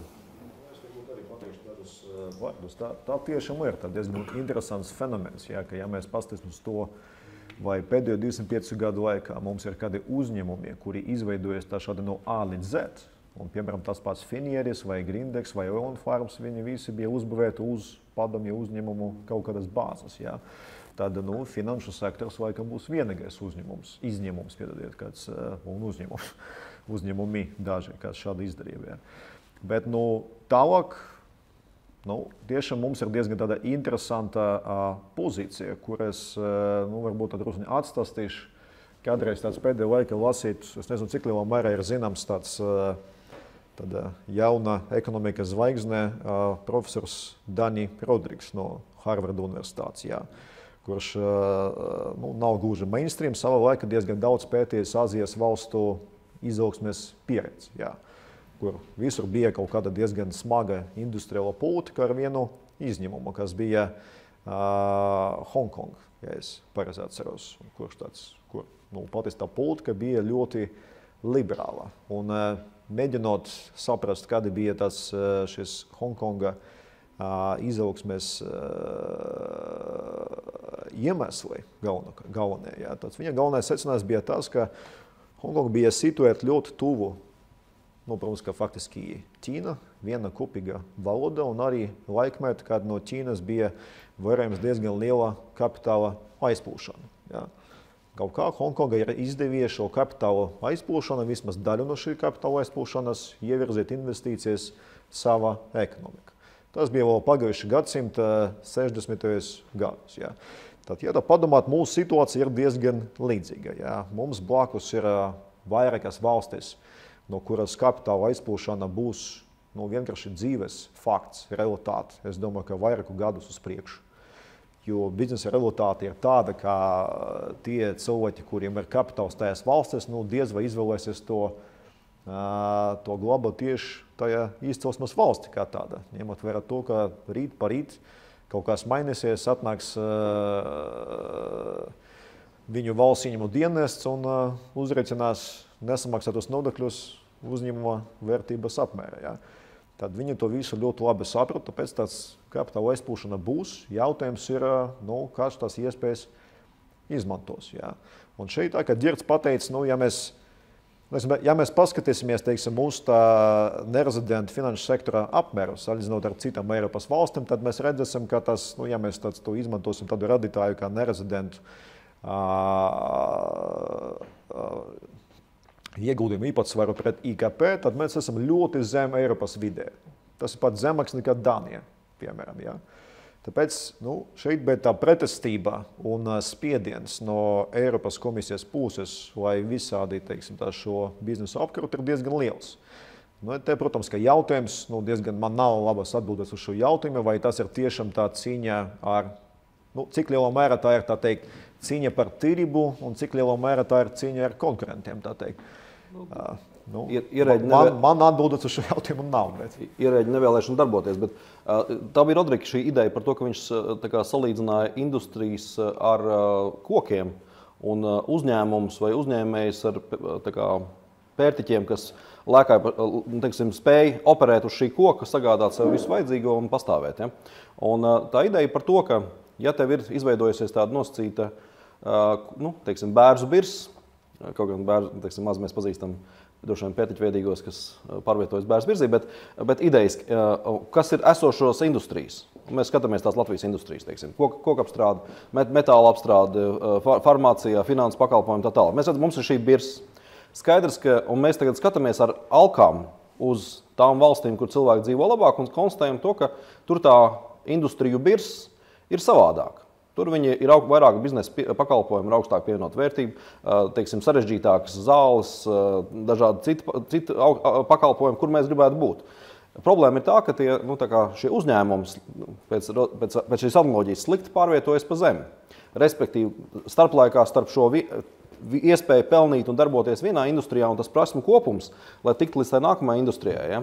To ir grūti izdarīt, bet līdz ar to ir jāsaprot, ka ja tomēr šis process mērķtiecīgi netiek atbalstīts ar kaut kāda veida vai nu ievirzi, vai industriālo politiku, vai kaut vai kopējo saukli, ka mēs ejam tajā virzienā, tad mēs turēsimies pie tās birzes un varam nodrošināt tikai to dzīves līmeni tiem cilvēkiem, kas tajā birzī tur rosās pašreizējā. Bet tie jaunie stādiņi rodās ļoti lēnām, dabiski, fona veidā, un pa to laiku tauta brauks prom, jo mēs vienkārši nespējam to nodrošināt. Laiks beidzas, jā, bet varbūt runāšu varbūt negluži tā kā ar ekonomista terminoloģiju, jā, bet varbūt tāds gandrīz jau tautas valoda. Jā. Teiksim, mums ir nozares kā tā pati kokrūpniecība, lauksaimniecība, pārtikas nozares, kuras ir tas, kā apmēram tā teiks, tomēr šis tautsaimniecības smugurkauls, jā, kur lietas notiek, bet ja mēs padomāsim par to, kas tur notiks tālāk, tad to saprast arī nav tik sarežģīti. Mums vajag tikai, ja mēs runājam par to pašu kokrūpniecību vai lauksaimniecību, mums vajag paskatīties blakus to pašu Somiju, Zviedriju, citām valstīm, kas tajās tehnoloģiski attīstīties valstis notiek. Tur mēs redzēsim, ka apmēram tāds pats cilvēku skaits ražo daudz lielāku pievienotu vērtību, protams, kā ar lielāku pamatlīdzekļu daudzumu. Jā. Tas ir viņu ceļš. Darbinieku skaits pamazam samazināsies, būs ievērojami vēl lielāki ieguldījumi pamatlīdzekļos, pamazam tas notiks. Ja? Bet, ja mēs domājam par to, vai, piemēram, kāds jaunais cilvēks, vai šobrīd kāds skolēns, vai no Rīgā, vai no Daugavpilī, ja? Kāda ir viņa sapņu profesija? Vai tā būtu strādāt kaut kādā pie konvejera, es nesaukšu vienu konkrētu uzņēmumu, vai no pārtikas nozares sektora, vai tur Rīgas balzāma, vai no tā paša kokrūpniecība, visticamāk, nē. Bet šādam, tā teikt, sapņu nozarēm jābūt. Ja šādu sapņu nozarēm nebūs, viņš vienkārši brauks prom. Viņš pabeigs to skolu, varbūt augstskolu, bet visticamāk, ka nē, tikai skolu, un viņš brauks prom. Tāpēc tādam sapņu nozarēm jābūt. Igaunijā tas ir IT. Vai mēs varam attīstīt IT tik labi, ņemot vērā to, ka mēs esam blakus ļoti jau spēcīgam konkurentam? Labs jautājums. Varbūt. Bet tāpat finanšu nozare ir diezgan arī tā skaitā labs kandidāts. Jo tā sarežģīta, teiksim, un iespējas nopelnīt un arī algu ziņa ir varbūt pat tikpat lielas kā tā paša informācijas tehnoloģijas joma. Tās saistītas profesijas, tie paši juristi, piemēram, mums arī izglītības joma, izglītības ziņa arī nav tik, mēs varam visādi runāt par augstākas izglītības jomu, bet es domāju, ka finanšu jomā tāpat Rīgas ekonomikas augstskola, Latvijas universitātes juridiska fakultāte, tie pavisam nav slikti piemēri. Es domāju, ka visi var piekrist, ka tur tā laba kvalitāte ir. Tāpēc, principā, tam nozaram ir gandrīz visas tās iespējas attīstīties, bet vēlreiz, bet ja arī valsts sapratīs, ka šī pasaule nav gluži tāda, ka, ja ir budžeta deficīts vietā doing business un viss, tad var vienkārši sēdēt mierīgi un neko nedarīt. Tas, es domāju, ka tas ir tas, ko mums vajag saprast. Jā, par ko mēs runājam, man šķiet, runājot par valdību, ir svarīgi varbūt panākt tas, kas acimredzami ir Igaunija, saucamais tāds iekšējais PR no valdības puses. Tas, protams, ir par ko Viečeslavs minēja. Nezinu, jābūt prioritātes, jāpasaka cilvēkiem, ko mēs gaidām valsti pēc 10-20 gadiem, bet man šķiet tas arī svarīgi cita joma, jo es biju īstenībā ļoti pārsteigta, kad es redzēju preses relīzes par to budžeta veidošanas procesu, Igaunija un Latvija. Šis gads, es domāju, relatīvi vienāds Igaunija un Latvija. Un ja Igaunijas valdība to pasniedz, ka mēs saprotam, ka ir grūti, bet mēs mēģinām ar šo budžetu jums palīdzēt šajā situācijā, tad šeit Latvijā mēs varbūt nelietojam vairs vārdu konsolidācija, bet mēs runājam par to, ka ieņēmumi vairs nepieaug tik aktīvi vai trūkst. Mums vajag vairāk iekasēt un varbūt jūs esat tie slikti, kuri nemaksā tos nodokļus un tad mēs palielināsim, lai būtu vairāk nodokļu. Runa ir par to, ka pat vienāda situācija, vienādas lietas var dažreiz pasniegt citādi, padomāt par komunikāciju, ilgtermiņa komunikāciju, un jau tās varētu dot rezultātu. Es nepiekritīšu. Igauniju gadījumā tā bija vienkārši ģeniāla izvēle. Savādāk to nosaukt ir grūti. Izvēlēties nozari, kurā pirmā kārtā tā ir varbūt pat faktiski vienīga nozare, kurai nav nekāda geogrāfiska šķēršļa. Var mierīgi aizmirst par Krieviju vai radīt Krievijai jebkuras pirkstus. Tāpēc, ka tā ir tā viena nozare, kurā faktiski distances kā tādas nav. Ja? Viens nozare, kurā faktiski dotvies, es domāju, ka salīdzinot ar visam citam nozaram, maksimāli kaut kāda horizontāla efektu visam nozaram. Ja? Un nozare, par kuru viņi panāca to nacionālo vienošanos, ka tā ir tā angļu valoda the nozare, ka par to var runāt, ka tā ir tā mūsu galvenā nozare. Es domāju, ka mums šobrīd no pašas pieredzes pateikt politiķiem, ka jums vajag izcelt IT nozare, jums citas nozares pateiks, pagaidiet, kas par to pašu kokrūpniecību vai lauksaimniecību tur. Tā ir tā mūsu, es nevajag to saukt par nelaimi. Es domāju, ka tas arī ir iespējas, ka mums interesantas lietas notiek vairākas nozares, ne tikai viena. Ja. Un tāpēc mums, manuprāt, tas, kas tas prasa, ir vēlreiz pateikt paldies visiem tiem panākumiem. Es domāju, ka makroekonomiskas stabilitātes, liberalizācijas un tā tālāk jomā, kas ir jau panākts, beigt tērēt milzīgas resursus to, lai to pilnveidotu, lai pakāptu no 22. vietas uz 21. vai 20. tā reitinga, un sākt veidot kompetenci, inventarizāciju par to, kas mums te īsti notiek nozaru līmenī. Tā, mēs tagad pārējām pamazām iesaistam klāt esošu auditoriju, fiziski uz vietas esošo. Lūdzu. Man dzirdi, redzēt, vai mikrofonu. Bet es dzirdu. Jā, jūs te dzirdat, bet varbūt arī kāds mums klausās. Varbūt kādi ir cilvēki, kas mums redz. Man tāds jautājums. Jūnijā Latvijas Banka, droši vien visiem klātsošiem ekspertiem, rīkoja tādu tieši ekspertu diskusiju par ļoti līdzīgu tēmu, vai mēs esam sasnieguši izaugsmas griestus, kā Edmunds uzstādīja jautājumu, vai mēs esam vidēju ienākumu slazdā un kā no viņa tikt ārā. Un tēze, ko izvirzīja Latvijas Bankas makroekonomikas pārvaldes cilvēki, bija ka ļoti līdzīgs domu gājiens, kā jums ļoti līdzīgs, ka mēs nevaram vairs darīt tāpat, un skaidrs, ka atbilde ir produktivitāte, tikai produktivitāte nevar arī cerēt, ka vienkārši visi pirks iekārts, un dēļ tā visiem paliks labāk.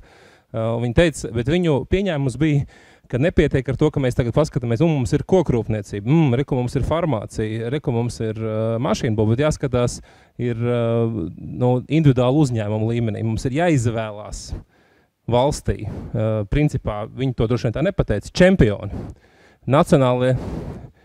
Nacionālie čempioni jāizvēlās 20-25 uzņēmumi, kuri ir tie, kas mainīs struktūru, kuriem un izvēle ir nevis uzņēmumu līmenis, bet principā produkts, vai viņiem ir produkts, kuram ir izaugsmes potenciāls.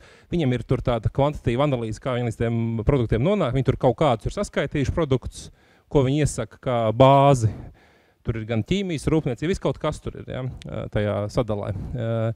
Vai jūs piekrītat šai tēzē? Jo tā principiāli maina arī atbalsta struktūru. Tas nozīmē, ka mums principiāli ir jāatsakās no lielākās daļas mūsu atbalsta pasākumiem, kā mēs realizējam šobrīd. Vienalga, vai tā ir nodokļu politika, vai tie ir struktūra fondu grantu, vai tur riska kapitāla instrumenti. Tā ir pilnīgi cita pieeja pēc būtības, kur mēs aizējam uz to, mēs pasakām, jūs ražojat labu produktu, jūs dabūsiet visu. Jūs ražojat neko, jums vienkārši parastais režīms, strādājat kā gribat. Tā skan pat par sevi jau diezgan tā aizraujoši. Tāds monetāras pārvaldes cilvēki piedāvā, labi, tas pats. Tāda mums tagad ir monetāra politika, bet labi. Es domāju, ka, es tā ar izpratni, Latvijas banka pēc būtības ir tie paši makroekonomisti, kuri tad drusku tā pazaudējuši savu misiju dzīvi, jo monetāras politikas mums jau faktiski nav. Labi, ir tāds monetāra politika Eiropas Eirozona, kuru viņi arī tā skaita viena no valstīm, kuru viņi veido, bet kā vieni no. Viņi varbūt nav saskarušies ar tā teikt praktiskām problēmām, kuras parādās tad, kad valsts sniedz atbalstu vienam vai otrajam konkrētajam uzņēmumam. Tas pats var būt, ir diezgan konkrēts piemērs. Es domāju, ka ar šo es varu arī pabeigt savu atbildi. Kā konkrētajiem uzņēmumiem, vismaz Eiropas Savienība, valstīm palīdzēt juridiski atklāt legāli nedrīkst. Es domāju, ka paši Latvijas banka vajadzētu būt diezgan tā uzmanīgai runāt par šādām lietām. Par to, kas, manuprāt, ir iespējams. Un, es domāju, ka tādam mazam valstam kā Latvijā vajadzētu ieguldīt diezgan daudz laika, lai vispār zināt to state aid valsts atbalstu book no A līdz Z, lai saprast, jo ir iespējams visādas radušās pieejas, bet, piemēram, tas, ko darām mēs, ko dara Certus, mums ir tāds viens liels, ļoti vienkārši noteikums. Mēs strādājam pie tā, kas ir sabiedriskie labumi nozaru līmenī. Protams, kā pie lietām, pie projektiem, no kuru iztenošanas ieguvēji ir absolūti visi nozares dalībnieki. Gan lielie, gan mazi uzņēmumi. Ja?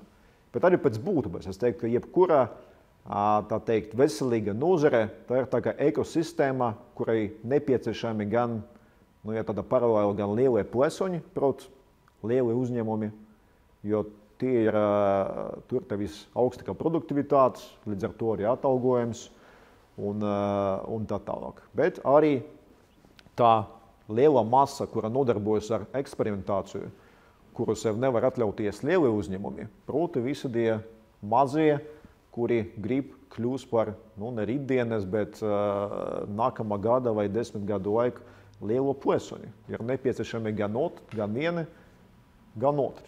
Bet... Vairāk komentāru jāatcerās visu pateikt. Kā zināms, ir divas darba ražīguma paaugstināšanas metodas. Viena, ko izvēlējusies līdz šim Latvija pamatā, ka tie, kas strādā ar zemu darba ražīgumu, aizbrauc uz vietu, kur viņi var strādāt ar augstu darba ražīgumu. Respektīvi uz Lielbritāniju, kur darbs ir organizēts tā, ka viņu darba ražīgums ir augstāks. Otra metode ir, ka uz to valsti, kur ir zemes darba ražīgums, atved cilvēkus, kas māk organizēt augsti ražīgu darbu. Tās ir ārvalstu investīcijas. Tās ir divas pamatmetodas. Trešā metode ir kaut kāds lēns, pakāpenisks ceļš, ka tu pamazām paaugstini to darba ražīgumu. Es jau nezinu, ko Latvijas bankā domā ar to visu atbalstu. Tas ir naudas došana vai ko? Redz, kur Liepājas metalurgam iedeva milzīgu naudu. Bet tam uzņēmumam, kuram to visticamāk nevajadzēja dot, jo tā ir ražošana ar zemu pievienoto vērtību tādā nozarē, kur ir ārkārtīgi visādi ierobežojumi, tirgus aizsardzības, samērā bezperspektīvā nozarē. Bet tas, ko varētu darīt, Viečeslavs, es domāju, par to runā.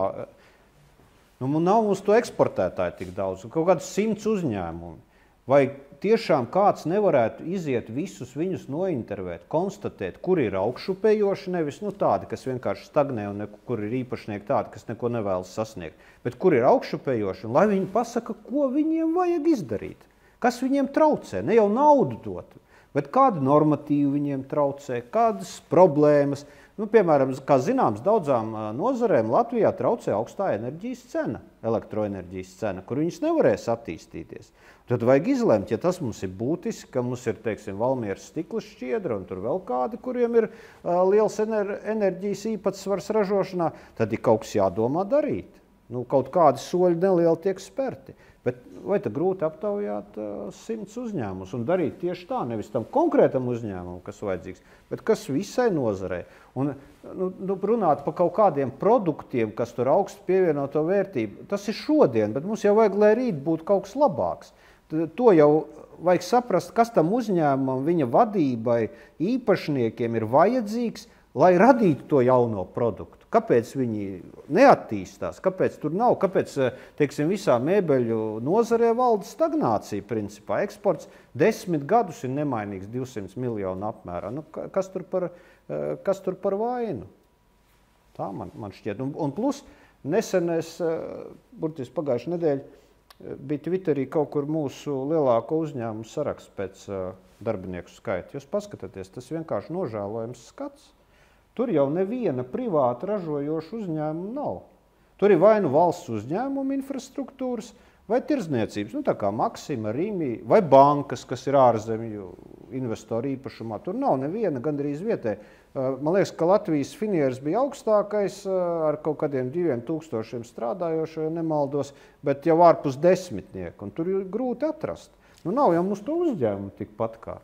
Ko tur daudz, kādus tur meklēt 20, 30 uzņēmumus, jau varbūt mēs 10 varam pieklājīgi izmēru uzņēmumus vispār atrast. Ir jau kaut kāds slieksnis, no kura uzņēmums kļūst eksporta spējīgs, ja viņš ir ražojošais uzņēmums. Pakalpojumu sektorā mazliet savādāk. Tā varbūt arī tas pārpratums arī veidojas, un, kā jau Edmunds minēja, Latvija ir maza, un ja mēs runājam par nozari, un ja mēs skatāmies uz datiem, kuri, varbūt ir drusku detalizētāks līmenis, tad dažreiz arī ir tāda sajūta, ka mēs jau runājam par konkrētiem uzņēmumiem. Bet, Vēl kādi jautājumi? Es vēl mazliet tieši pavēlēt pie šīs tēmas. Es negribu, teiksim, iesaisties tieši attiecībā uz Latvijas banku, bet padomāsim, teiksim, par tādām lietām. Pieņemsim tātad nevis uzņēmumu atbalstīšanā, bet produktu. Kā mēs konstatējam, ka, piemēram, Latvijas piena pārstrādes industrija kopumā nespēja gandrīz neko pārdot Ķīnai. Kaut kā Ķīna, protams, arī ļoti dažāda un nav tādas vienotas Ķīnas un tā tālāk un tā projām, bet vienkārši tikko tur iestājas kaut kāds pieprasījums, to viņi vienkārši nespēja nodrošināt, gandrīz ne no viena atsevišķa uzņēmuma. Bet, ja mums būtu piena industrijā, piemēram, tāds produkts līdzīgs, kaut kādā mērā līdzīgs, varbūt tikai pēc idejas, kā tas ir, piemēram, zivju pārstrādē šprotes, kas ir kļuvusi par, teiksim, nevis viena konkrēta uzņēmuma, bet Latvijas šprotes kā zīmols zināmā pasaules daļā. Un tad katrs var piedalīties šajā procesā, varbūt daļēji, teiksim, turot šo augsto marku vai viņu kaut kādā veidā bojājot, bet ražot, viņi ir zināms, tātad tas ir Latvijas šprotes, viņas ir kaut kas tāds. Vai šāds produkts, teiksim, piena pārstrādē, vai, piemēram,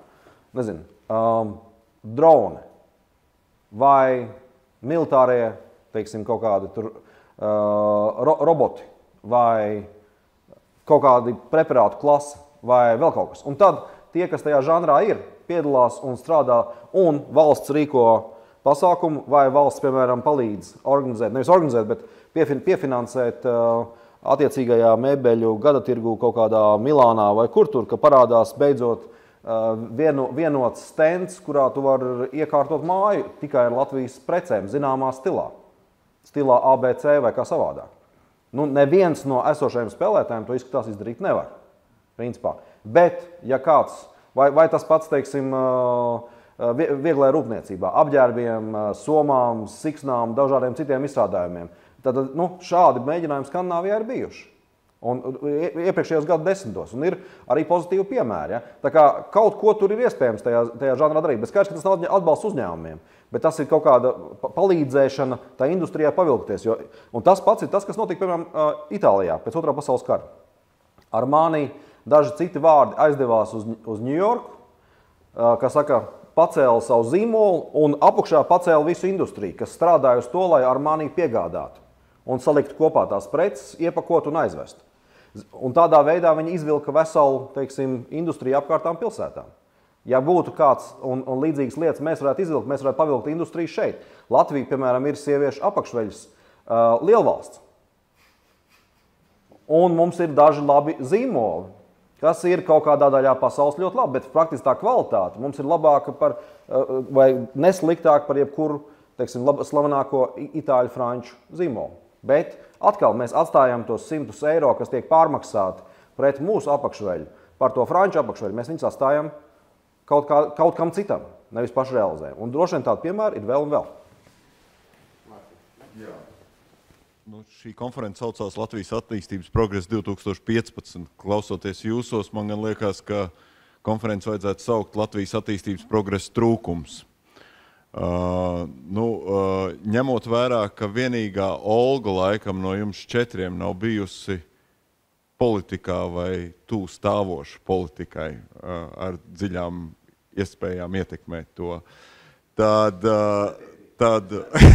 es nevienu vārdā nesaucu, bet nu labi, lai tā būtu. Bet ņemot vērā arī to, ka Latvija ir lielo iespēju zeme, kas attiecās par nokļūšanu politikā un ieiešanu dažādos augstos politiskos amatos bez politiskās cīņas, iedomājieties, ka jūs rīt kļūstat par valsts premjerministru vai premjerministri.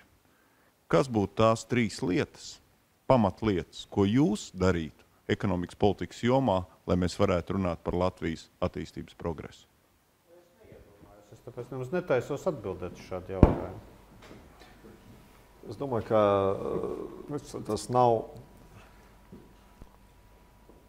arī no pieredzes politikas, bet kāpēc jūs domājat, ka premjeram vai premjerministrei ir tik liela teikšana vai ietekme uz to, kas notiks vai nenotiks šajā valstī?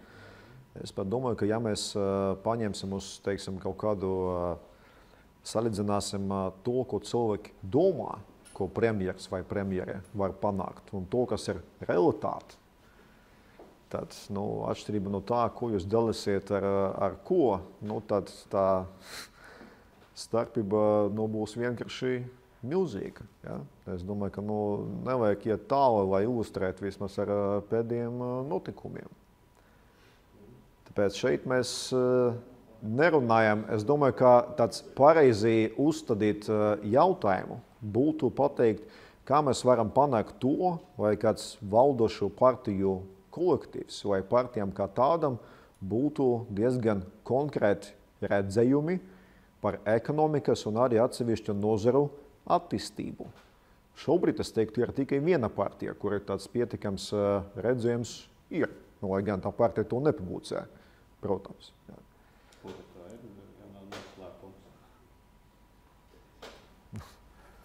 Es domāju, politikā ir pietiekami daudz cilvēku un spožu prātu, tā skaitā ļoti labi izglītība, tā teikt, un ar spēju izteikties un vispārējo. Jūs tur esat, darat savu darbu. Vienkārši vajag šo te, kā saka, populismu un bezatbildības politiku pārvērst par atbildīgu, ilgspējīgu un mērķtiecīgu. Jums tas ir jūsu darbs. Kāpēc jūs nedarat savu darbu, esot tur politikā? Dariet kārtīgi savu darbu, un tad jūs tiksiet pie šīs valsts vadīšanas un vadiet viņu tā, kā viņi jāvada. It sevišķi, ja jūs zināt, kā to darīt.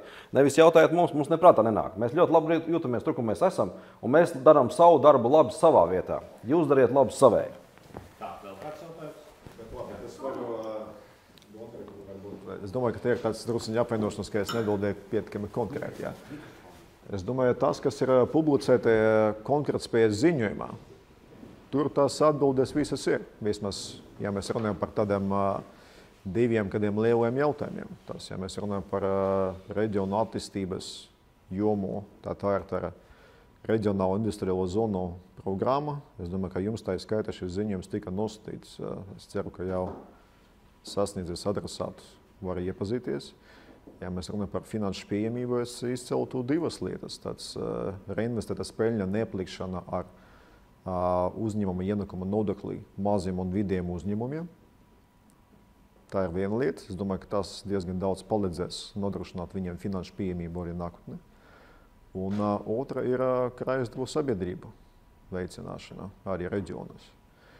Tad mums ir 5 nozaru saraksts, kur katra nozarē mēs varam pateikt tās reālās lietas. Es pagaidām, diemžēl, tas ir tikai 5 nozaru saraksts. un tam jābūt, un tas būs arī daudz plašāks. Nu, šādas būs tās atbildes no manas puses. Bet es arī zinātu, kā premjeras.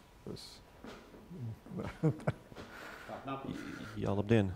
Mans vārds ir Aldis Austers, šeit pārstāv ārpolitikas institūtu. Savā laikā esmu strādājis Latvijas bankā un tad ilgstoši darbojos ar mūsu tautiešiem ārpus Latvijas.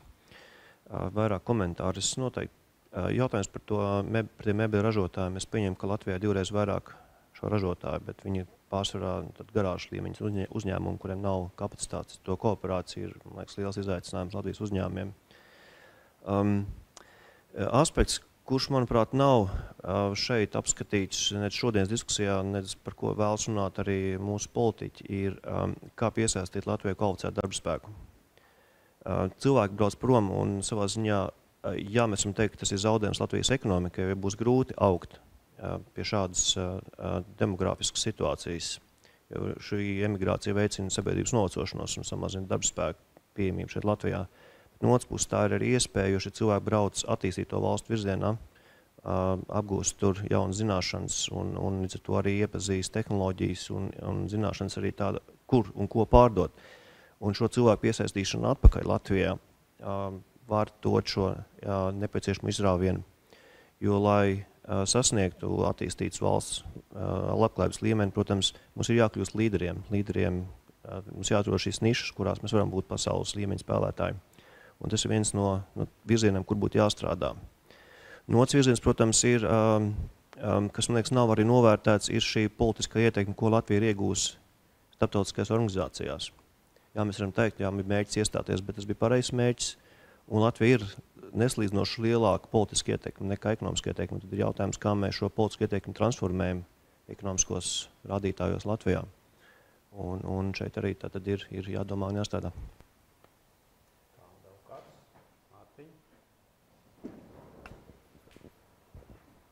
Jā, man liekas, ka šodien, ja mēs runājam par to progresu, tie visi kvalificējošie secinājumi ir pietiekami skaidri. Mums pēdējo 3 gadu prioritāte ir bijusi 2 savienības un tie ekonomikas stimulējošie pasākumi kaut kur ir palikuši novārtā.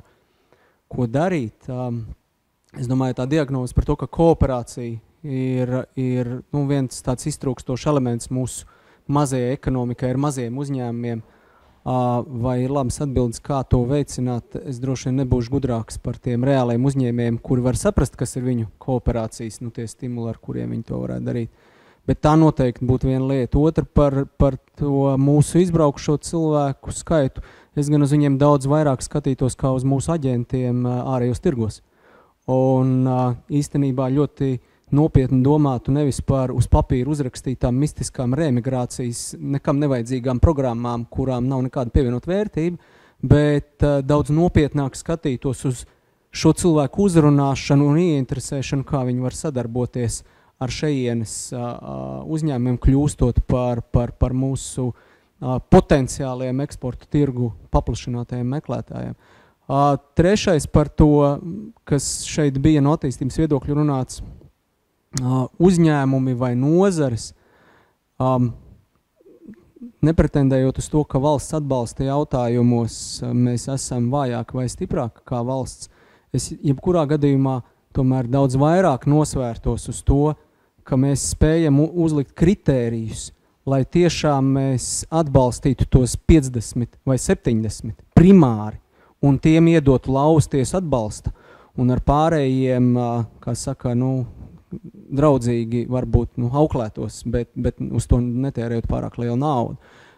Jo, ja mēs raugamies uz to potenciālu, ko var pievienot no attīstības, no zināmā mērā to kaut kādu centru veidošanās viedokļu, tad tie būs tikai un vienīgi ļoti spēcīgu cilvēku vadīti, spēcīgi uzņēmumi. Nevis pa visu teritoriju izkaisīti neizcili uzņēmumi. Tie driveri būs tie spēcīgie. Un bez viņiem mēs nopietnu attīstības to izrāvienu, ko Vjačeslavs nosauc mūsu vajadzīgo izaugsmes tempa palielinājumu starpību pret pārējo Eiropu nesasniegsim. Tā kā es teiktu, ka mums ir kritiski svarīgi nākamajā struktūra fonda periodā daudz vairāk tomēr spēt koncentrēties uz tā pēdējā atbalsta cikla izmantošanu tiem, kas ir stiprie, tiem maksimāli dot tālākai jaudu paplašināšanai, attīstībai un jaunu tirgu apgūšanai.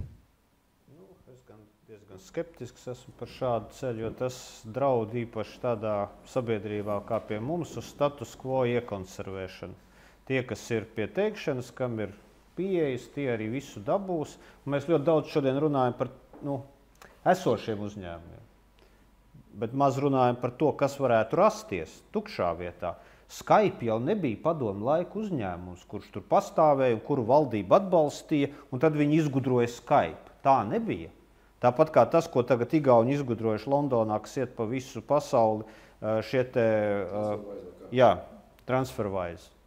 Tas arī netika izgudrots kaut kādā rūpnīcā padomu mantojumu. Kā arī ne Hansa Banka, kā arī ne Tallinks. Tas ir visa atbalsta sniegšana esošiem uzņēmumiem ir ļoti bīstama. Un jautājums, kas tas vispār ir par atbalstu? Naudu mēs dalīsim atkal? Dalam naudu tātad, bet manuprāt, svarīgākais nevis kādam kaut ko uzdāvināt, kas, teiksim, varbūt konkurēt nespējīgu, uztur virs ūdens vēl kaut kādu laiciņu, bet iedot, izlabot to, kas viņam traucē. Kas tev īsti traucē? Jā, varbūt daudziem ir tā pētniecība un zinātne svarīga, ko viņi paši nevar nofinansēt nekādā veidā, un tur valsts varētu atbalstīt, bet ne jau konkrēti tieši to uzņēmumu, bet to pētniecību savā pusē, tai universitātē, ja viņi tur vispār tādi ir un kaut ko spējīgi izpētīt vēl ir. Es tam varu pa lielam tikai piekrist, ka es jau saku, mēs nevaram, diemžēl mūs tas pieeja naudas dalīšanai, Juris, es domāju, ka par to arī diezgan daudz ko zina, kā tas tiek organizēts arī, kas raksta spēles noteikumus, pēc tam, kas tos ievieš un tā, tā, manuprāt, ir bijis tāda ļoti tāds rokas attāluma no vairākām nozarēm, tāds īsts. Tagad pamēģināsim darīt to šādi naudu, tagad tādi, Bet, manuprāt, mēs visu laiku atgriežamies pie tā, ka mums jāveido izpratne par to, kas notiek konkrētais nozarēs. Jo bez šādas izpratnes mēs nevaram normāli runāt par to, kura nozare kam uz ko piešķirt.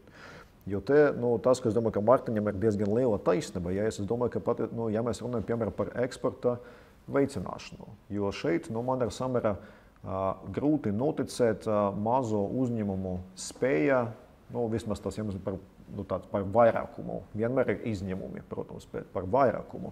Spēja tā sakarīgi iefiltrēties kaut kādā jaunajā ārvalstu tirgu.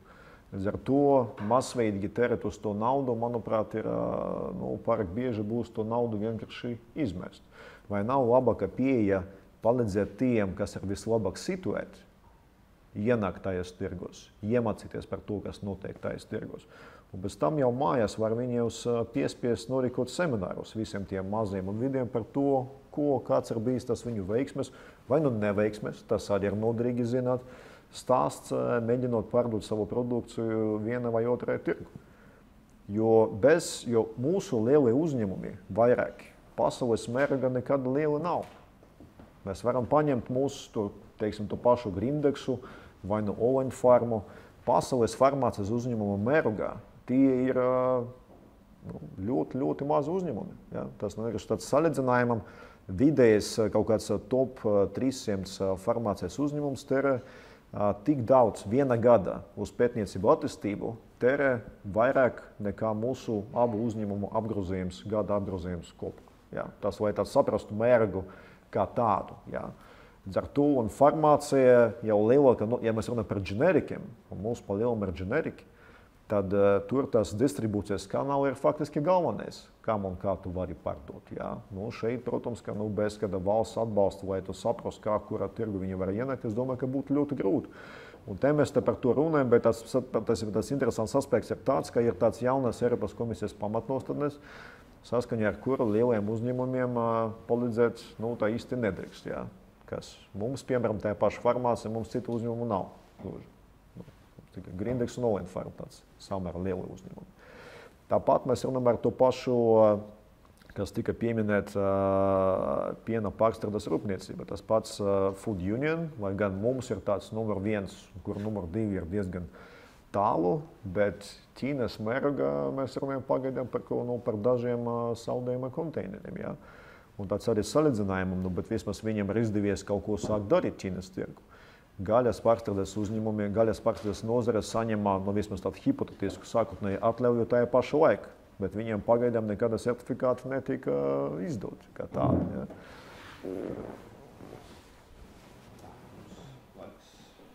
Nu jā, mūsu laiks ir tā kā beidzies, jo mums strauji tojās nākamā sesija, kas būs par enerģētiku, tātad tā tuvojas ar lielu enerģiju un tā skaitā par gāzes tirgus atvēršanu.